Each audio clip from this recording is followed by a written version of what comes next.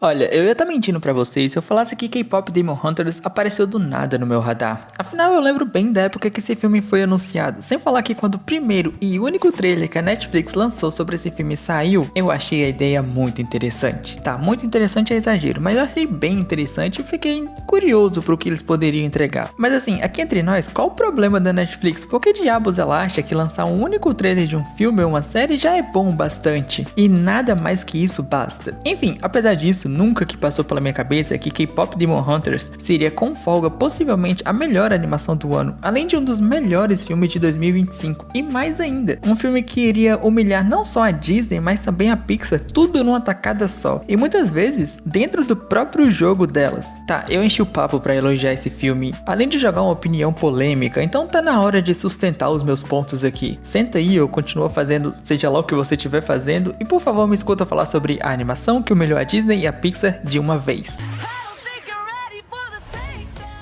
Me deixa começar a falar da animação em si, que honestamente me impressiona e ao mesmo tempo me deixa muito feliz pelo fato de que tem muita coisa pra se falar. K-Pop Demon Hunters misturou o estilo de animação 3D com 2D, mas assim, claro que não é tão gritante quanto é, por exemplo, em Aranhaverso, Gato de Botas 2, The Wild Robot e por aí vai. Mas tu consegue ver momentos onde a animação é 2D e, pra ser sincero, vários momentos, na verdade tem vários momentos mesmos, em que você consegue ver isso. Sem falar em algumas cenas em que a animação ela diminui os frames. Na verdade, isso acontece em vários momentos durante o filme, sabe? E eu acho isso um baita de um charme que foi colocado na animação de K-Pop Demon Hunters. Mas é claro que quando se trata da animação, a coisa que mais me chamou a atenção nesse filme foram as várias expressões que os personagens fazem durante toda a animação. Não só obviamente os Huntrix, como até mesmo alguns personagens dos Sadia Boys. A maioria são do Jinu por razões óbvias, mas assim, essa mistura de animação 3D cartunesca e estilizada com as expressões que a gente vê muito em forma de anime, ou melhor dizendo, em anime, foram a melhor decisão que eles tiveram na hora de pensar o que a gente pode fazer para diferenciar esse filme. E assim, essas animações com caretas e tudo mais, tentando imitar o estilo mais cartunesco e exagerado do 2D, é uma coisa que a Sony já tem feito desde muito tempo atrás. A própria franquia Hotel Transilvânia é meio que conhecida por isso, sabe? Mas a gente não pode esquecer também de que Tá Chovendo Hambúrguer, que tinha isso aos montes e olha só, saiu primeiro. E é claro, eu não vou ser injusto aqui. Alguns anos atrás, a Pixar tentou fazer um negócio parecido com Red Crescer uma Fera, só que com todo respeito, a execução que a Sony fez aqui é muito superior. A nível de comparação, o que a Pixar fez é como se fosse o primeiro Rasengan que o Naruto faz na obra. Já o que a Sony fez é como, sei lá, se fosse o último Rasengan que ele faz no anime. Mas sério, isso ficou tão bom que eu quero muito ver mais animações 3D no estilo mais clássico, tentando fazer essa mistura, sabe, de expressões de anime ou expressões que você costuma ver mais em animações 2D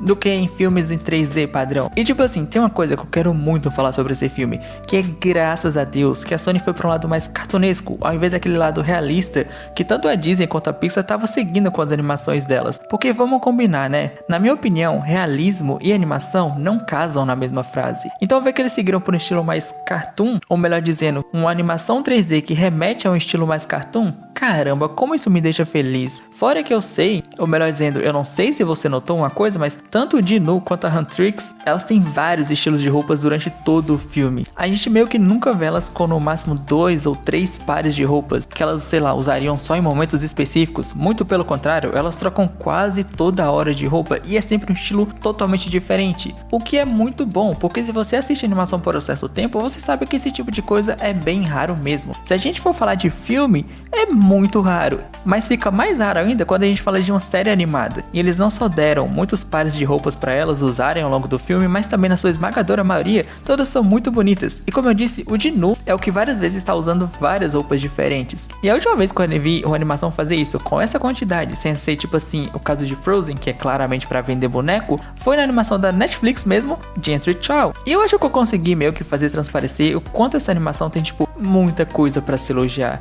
Isso porque eu nem falei em como esse filme é extremamente colorido, mas tipo, é um colorido que te agrada, sabe? Eu genuinamente fiquei curioso pra ver a paleta de cores desse filme. Só que de novo, é muito colorido, mas tipo assim, muito mesmo. Só que não é uma coisa que te irrita, muito pelo contrário, é extremamente agradável de se ver. As cores escolhidas são muito boas e eu gosto muito do contraste, já que na grande maioria do filme você vê que os Sadia Boys aparecem com cores mais claras, como se o brilho delas estivessem quase no 100%, enquanto as Huntrix têm cores que são brilhantes, óbvio, mas não tão claras, são meio apagadas, por assim dizer. Só que ao mesmo tempo conseguem ser brilhantes, quase como se fosse um brilho criado ao invés de natural, como se escondesse algo, o que ao mesmo tempo é extremamente interessante. Ou talvez eu só esteja viajando muito, sabe? Porque eu não sei se foi de propósito, mas é bem engraçado de se pensar. Afinal de contas, quem esconde as coisas verdadeiramente, ou de uma maneira um pouco a mais, são os Sacha Boys. Mas assim, não leva isso aqui que eu acabei de falar ao pé da letra, sabe? Porque talvez, só talvez assim, seja só eu viajando ou analisando demais uma coisa que não tenha tanta necessidade assim de ser analisada. Mas tipo, sério, cada coisinha que eu falei do quesito técnico da animação desse filme, eu poderia genuinamente gastar muito mais tempo falando sobre essa mistura do 3D com 2D, sobre como a animação é um 3D estilizado e cartunesco, ao invés daquele 3D limpo que tu quase não vê nada nos rostos dos personagens. Fora, como eu falei, é que a quantidade absurda de roupas que os personagens têm ao longo do filme é uma parada que eu gosto muito, e teria tantas outras coisas pra falar que se eu ficasse só nisso, nossa senhora, o vídeo só seria sobre a parte técnica da animação. É o seguinte, eu ouvi algumas pessoas meio que reclamando sobre o fato de que a gente nem sabe direito o nome de 2 membros do grupo dos Sacha Boys, já que meio que só um realmente é importante, ou no caso só tem um que tem um destaque um pouquinho maior, né? Ou coisa do tipo, mas assim, se eu não me engano, na segunda vez que eu reassisti esse filme, a maioria dos membros tem tipo nomes extremamente genéricos, só o Jinu que realmente tem um nome próprio e tudo mais. Só que pelo menos pra mim, isso não foi um problema, já que tanto na questão dentro do universo do filme, quanto pra gente que tá assistindo, a existência deles é meramente pra questão de plot mesmo, sabe? Deles fazerem a banda pra poder roubar as almas dos fãs da Huntrix e tudo mais e alimentar o grande demônio lá. Então vamos só começar justamente pelo Jinu. Eu adorei esse personagem, não pelas razões que você tá imaginando, quer dizer, também pelas razões que você tá imaginando. Afinal, queria eu ter 10% da beleza desse miserável. Mas a real é que, por exemplo, quando o filme começa e ele vai interagindo com a Rumi, e assim, inicialmente você pensa o quê? Que vai ser aquela clássica história de amor do personagem que fez uma coisa ruim no passado, mas se arrepende profundamente e não sei o que. E graças a Rumi, ele vai começar a se arrepender, mudando completamente os pensamentos dele e tudo mais.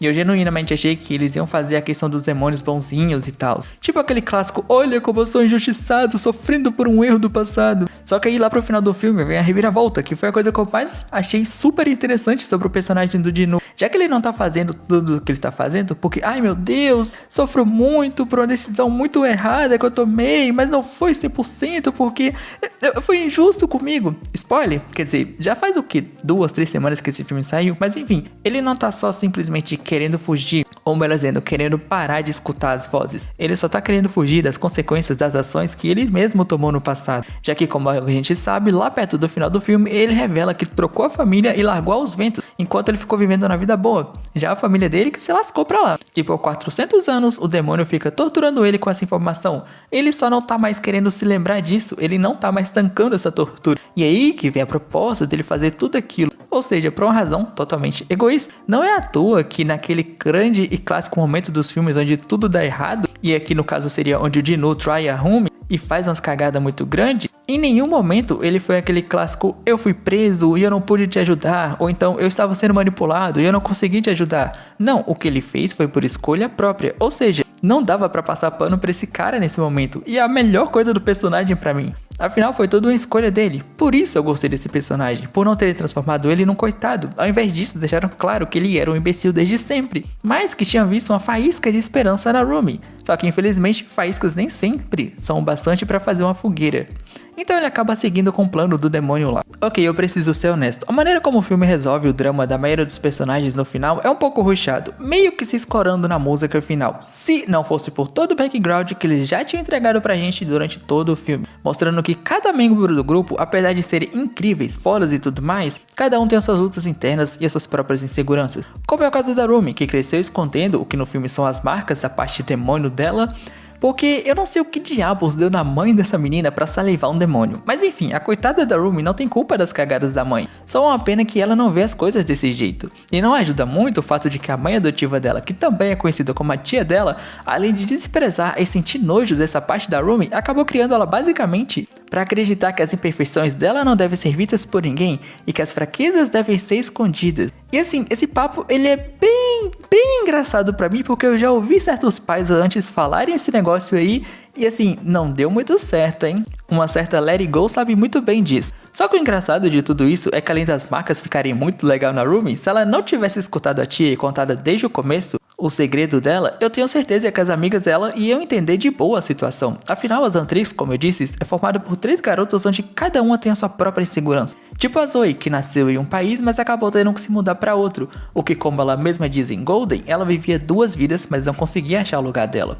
E mais tarde, como a mesma também fala, as letras que ela tanto gostava de fazer e que provavelmente era uma coisa que ajudava ela a lidar com a dificuldade de vir de uma cultura, mas ter que se acostumar com outra totalmente diferente, também era uma coisa que fazia ela se sentir uma estranha. Só que quando ela entrou pro grupo, ela acabou achando aquilo que ela procurava, um lugar onde ela finalmente se encaixava. O mesmo vale pra Mira, que veio de família rica, mas além da personalidade forte que o filme faz questão de mostrar, ela não seguia os altos padrões que a família dela com certeza exigia. Além de que, claro, os ambientes que ela era obrigada a frequentar, que com certeza não casavam com os gostos e personalidade e vibe dela, mas como ela provavelmente era a única, não só da família dela, mas também do ambiente social, que a mesma costumava ir. E ela acaba sendo julgada pelos outros e renegada pela própria família, até que na banda foi onde os gostos, talentos e personalidade dela finalmente puderam brilhar e serem valorizados. O filme pode tropeçar na resolução de algumas coisas em relação aos personagens, mas ele conseguiu entregar muita coisa para poder compensar tudo isso. Afinal, a Rumi, que podia acabar não sendo tão interessante por ter um drama meio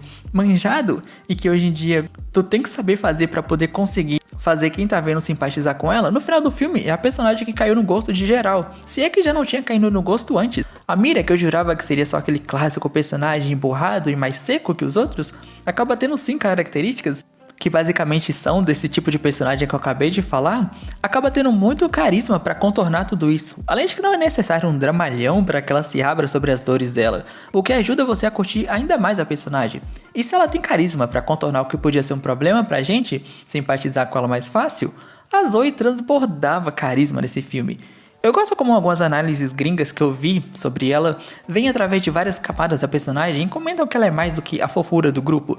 Mas por hoje eu quero focar só nesse ponto de que ela é aquela personagem carismática, alegre e fofa que todo mundo adora, só que feita de uma forma ainda melhor do que você esperaria. Eu genuinamente não consigo botar em palavras o quanto eu adoro a Zoe, ela é minha personagem favorita. Mas é aquilo, tá na hora de justificar pelo menos um pouquinho só o título desse vídeo. Afinal, a animação que humilhou a Disney e a Pixar de uma vez ou juntas é um pouco forte, não é mesmo? Palavras ousadas que eu venho aqui te dizer.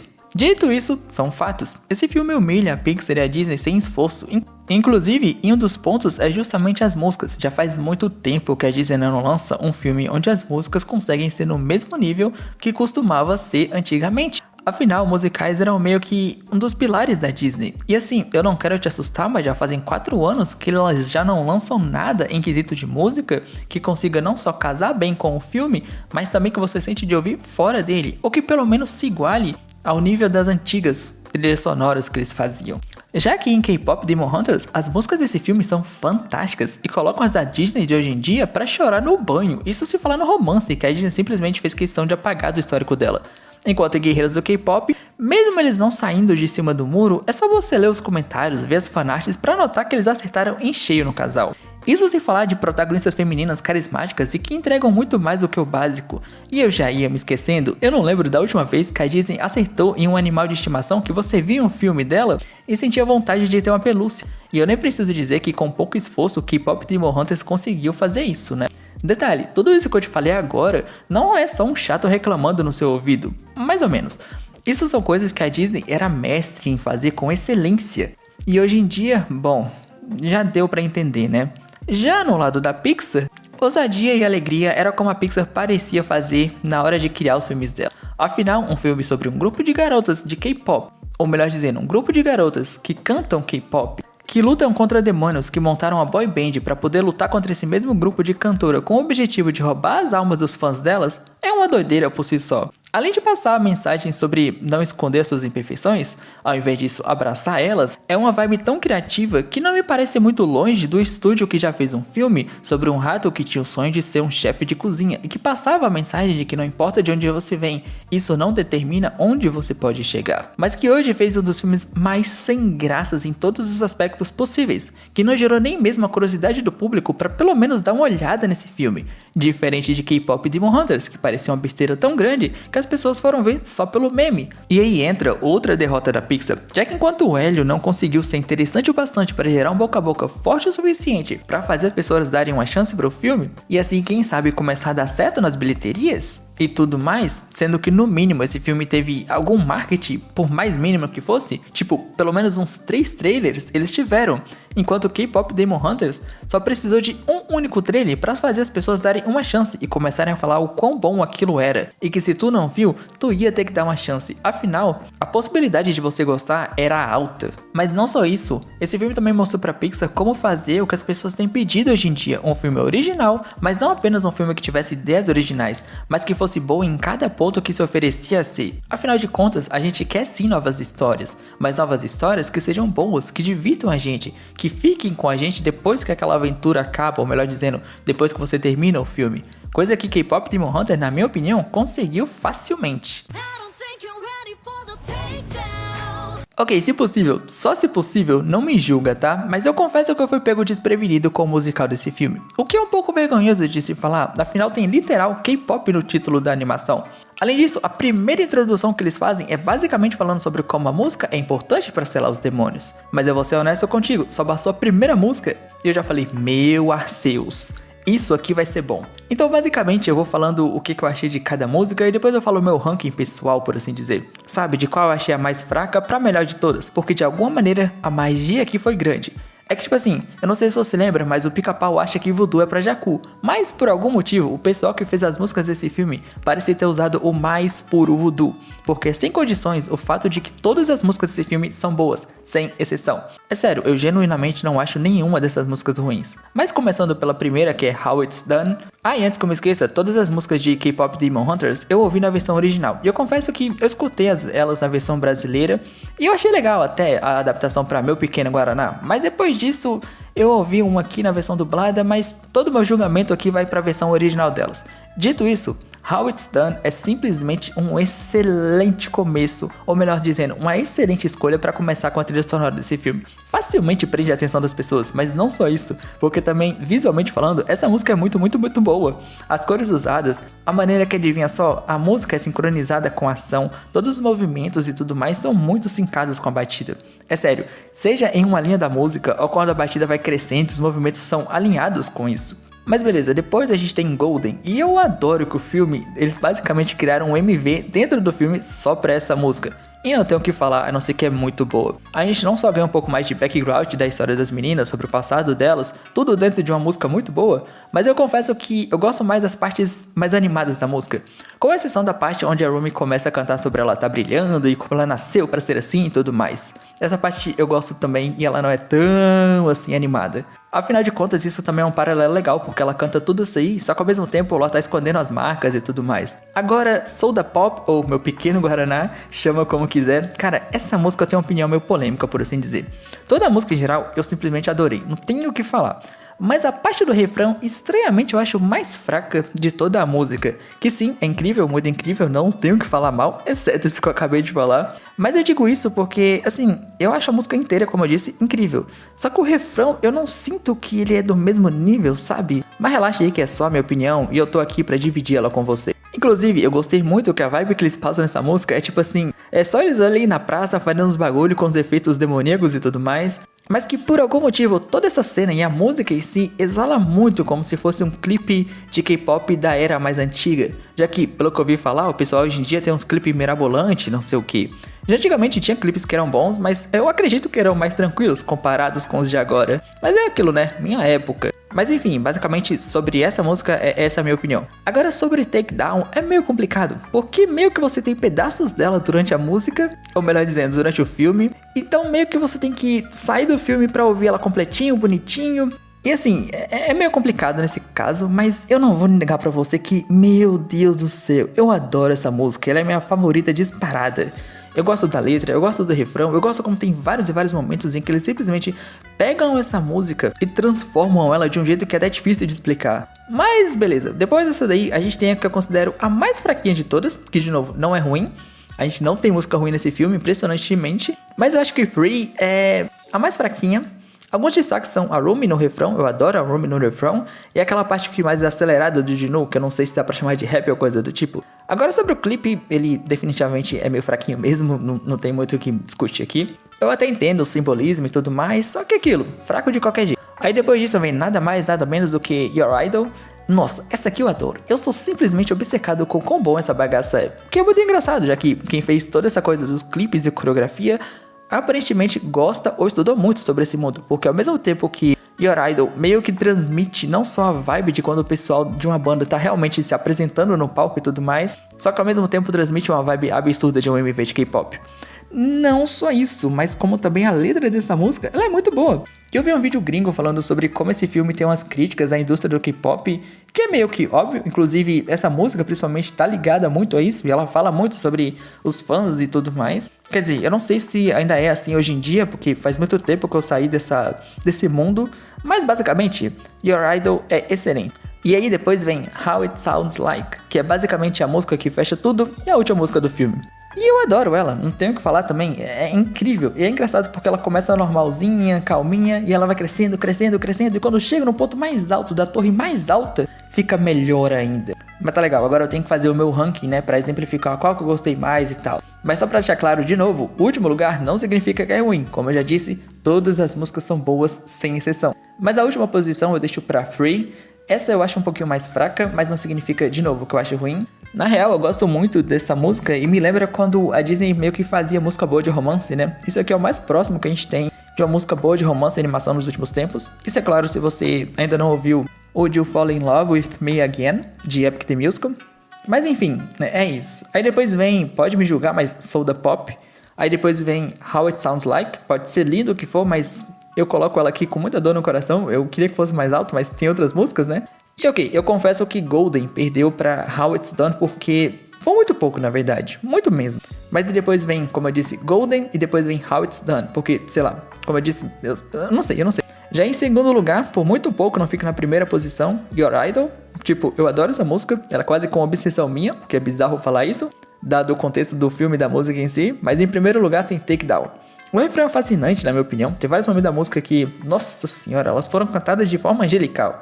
E por aí vai. Mas eu acho que é isso num resumo geral que eu tenho pra falar da parte das músicas. Já que, de novo, se eu fosse parar falar tintim por tintim de cada musiquinha, meu amigo, isso aqui ia durar mais do que a enrolação de Rent a Girlfriend. Então, deixa só eu passar pro próximo ponto desse vídeo. É o seguinte, eu vi muita gente comentando, pelo menos na gringa, sobre como esse filme deveria ter sido lançado nos cinemas e tudo mais. E olha, sendo sincero, sim, K-Pop Demon Hunters genuinamente merecia ser lançado no cinema. O problema é que esse filme, se fosse pensado para ser feito assim, ele quase que com certeza nunca sairia do papel. E assim, calma lá, eu não vou bater o martelo de que K-Pop Demon Hunters foi feito para ser lançado direto na Netflix, por mais que pareça muito, e provavelmente foi sim. Mas dados os eventos de 2020 e a parceria que a Netflix tem com a Sony e tudo mais, fazem você pensar isso. Só que assim, vamos lá, lançar esse filme nos cinemas, ele provavelmente seria feito de uma forma diferente em vários aspectos. E a chance de ter a luz verde para sair do papel seria bem baixa. Afinal, não é uma continuação, nem um spin-off de uma franquia famosa.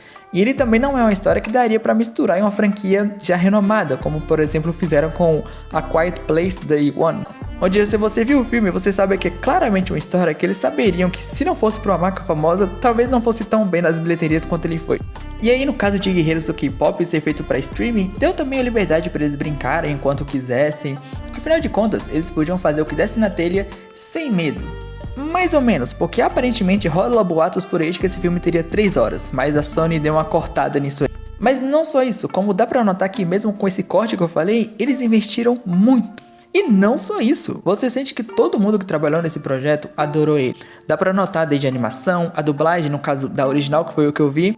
Eu ainda não assisti esse filme na versão brasileira, então por enquanto os elogios são só pra dublagem original, que já é incrível. Se você assiste a animação no original, você vê que muitas vezes a dublagem do original é meio complicadinha. Mas enfim, por isso é meio triste saber que se esse filme fosse pensado pra sair no cinema, talvez ele nunca sairia. Mas, pelo menos, pelo que parece, foi pensado pro streaming. E graças a isso, a gente teve essa animação maravilhosa. Que assim, eu vou te falar, é bizarro quão popular esse filme tá ficando. Ou melhor dizendo, já ficou. Quebrando recorde em questão de música, em questão de popularidade. Gente que eu nunca esperaria fazer vídeo sobre isso, tá fazendo ou tá comentando. E olha que o engraçado é que eu decidi fazer um vídeo sobre isso aqui, porque eu não tava vendo quase ninguém fazendo um vídeo sobre. Ok, eu quero falar sobre a história desse filme, mas não do jeito que você tá pensando. Tipo, eu meio que só quero dar os meus destaques para alguns pontos específicos da história que eu gostei muito. Sendo a primeira coisa, algo que eu já mencionei quando eu falei dos personagens. Eu não sei se tu lembra, mas quando eu mencionei a questão do Jin-woo, afinal, o fato de que eles não deixaram ele ser um coitadinho, injustiçado, não sei o que, me ganhou bastante. Afinal, no começo do terceiro ato, ele revela que, na verdade, o cara fez por merecer a situação que ele tava, sabe? Como eu disse antes, ele só simplesmente tava querendo fugir das consequências das ações dele. E o fato do filme ter feito essa jogada em vez do clássico "eu sou muito injustiçado, foi um erro bobo o que eu fiz, oh meu Deus", fez com que a história, na minha opinião, ficasse muito melhor, tipo 1000 vezes melhor. Outra coisa que eu gostei muito é como eles retrataram as garotas principais. Afinal, é bem engraçado de se pensar que antigamente o ocidente tinha tipo assim uma ótima escrita para personagens femininas, ou pelo menos a escrita era bem boa. Enquanto isso, o mundo dos animes tinha péssimas representações de personagens femininas. Isso, claro, quando tinha alguma representação. Mas hoje, quando se trata de personagens femininas, parece que a roda girou. Enquanto o ocidente está falhando miseravelmente em escrever personagens femininas interessantes, na sua grande maioria, o mundo dos animes está entregando só qualidade de excelente pra cima. Como é o exemplo de Frieren, é claro, eu não poderia deixar de citar Frieren, e acredite ou não no que eu vou dizer agora, a Makima também. E eu sei, ela é muito resumida pelo fandom, às vezes uma bonitona com baita de um rabão, o que não é mentira nenhuma, convenhamos, mas a escrita dela é excelente. E é claro, o meu exemplo favorito da atualidade, a Mao Mao de Diário de Apotecária, ou Apothecary Diaries, ou Kitsui no Rodorikoto. Chame como quiser. Mas no caso da Mao Mao, eu vou deixar esse vídeo aqui da Lara Pudding, que é muito bom e explica uma boa parte dos motivos por que eu acho a personagem tão boa e por que a escrita dela é tão boa. Assista quando puder, depois que terminar esse vídeo aqui, só pra deixar claro. Mas por que eu falei tudo isso? Por que em K-Pop Demon Hunters, as personagens desse filme são muito boas? Elas são fodonas e tudo mais, e elas sabem que são incríveis, e elas têm a noção do potencial delas. Um exemplo grande disso é a Rumi dizer que ela é o tipo de todo mundo, e assim, com todo respeito, Rumi, mas o meu tipo tá mais pra Zoe, só pra deixar claro assim. Mas ao mesmo tempo, eles deram pequenas coisas para esses personagens, objetivos simples e mais mundanos, deram falhas para elas, inseguranças, medos, o que torna elas muito mais interessantes e gostáveis. E por falar em história, esse filme ele tinha tudo para meio que não funcionar muito bem. Porque tipo assim, ao mesmo tempo que a premissa ela meio que permite que o filme seja meio bobo e bestinha, às vezes ele é, principalmente com as piadas em relação a dorama, comida e tal. O filme também sabe se levar a sério quando é necessário. E é quase que um equilíbrio perfeito que deixaria o Thanos orgulhoso, porque o filme ele nunca é levado a sério demais, mas ao mesmo tempo ele nunca fica bobalhão demais. A galhofa nunca passa do limite, pra meio que, sei lá, te puxar fora da imersão que você tá. E ok, outra coisa que eu gosto é o romance. Ele foi colocado nessa história, só que eles realmente nunca levam ao fim. Eles nunca finalizam esse arco amoroso. A Rumi e o Jin-woo nunca ficam oficialmente juntos dentro do filme, ou iniciam alguma coisa séria de verdade. E com todo respeito, eu só gostei que o romance não foi realmente pra frente. O que eu espero que, se tiver uma continuação, seja mantido.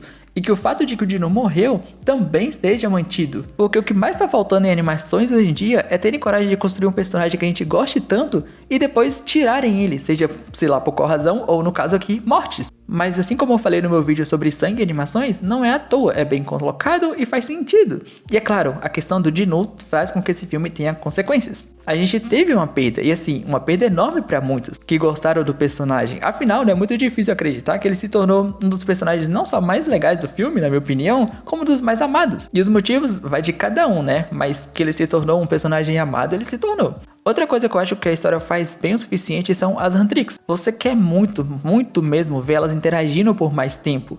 E até é uma pena que as interações delas não foram tantas quanto a gente gostaria. Talvez porque o fato do filme ter supostamente 3 horas e diminuído para menos, ou porque, sei lá, sabe? Mas o ponto é, eu adoraria ver mais delas interagindo. E se tiver uma continuação, eu espero que seja onde elas interagem mais. Só que é aquilo, você sabe que você acertou em alguma coisa quando as pessoas querem mais disso, querem uma continuação.